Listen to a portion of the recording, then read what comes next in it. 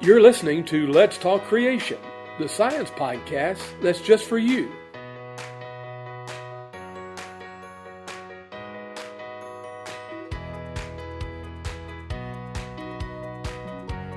Just by way of kind of compare and contrast, in the creationist model, these hominin fossils actually have nothing to do with Adam, right?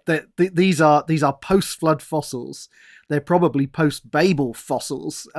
These are kind of post-flood pioneers of, and descendants of, Noah and his sons who came off the ark. Just help our listeners to sort of understand that contrast. So. Yeah, the listeners to this podcast are familiar with hearing creationists talk about things in terms of billions of years ago, because it's a convention that is helpful for us to discuss what everybody else is using, even though we find ourselves in disagreement with the numbers. So, from a young Earth creation standpoint, you've got Adam's creation, and you have the events that happen between creation and the flood.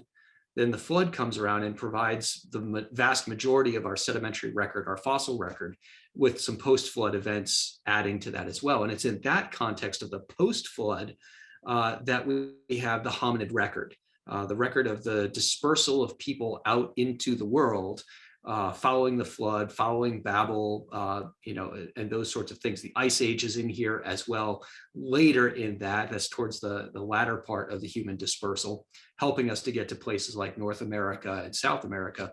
So the hominid record is really, way towards the top of all of these layers of rock and all these fossils. It's just in the last 2 million years, according to conventional dates, 2.5 million years. And for the young Earth creationists, it's only starting a few thousand years ago, this rapid dispersal of people finally leaving after the flood and after Babel. Mm.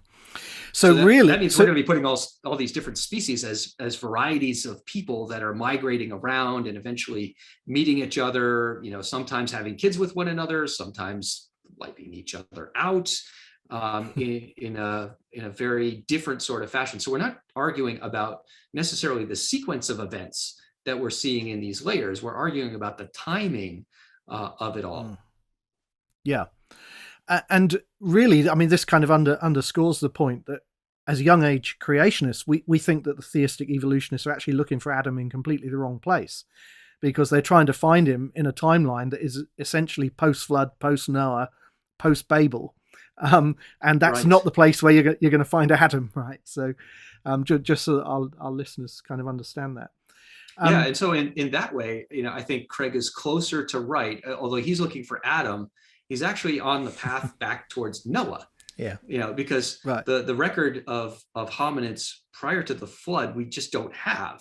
But what we do have for the record of hominids are the people who are the descendants of Noah and his family over time. Whether we're looking at Neanderthals or sapiens, or whether we're looking at Erectus and a variety of the other species as they're often referred to.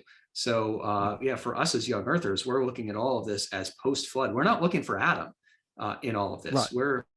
We're ultimately looking for Noah. So you just heard a clip from the Let's Talk Creation podcast. If you'd like to learn more about the podcast or hear the full episode, check out coresci.org/podcast, or hit the notification bell, hit subscribe, hit like, and you will see our podcast episodes on your regular video feed. Thanks.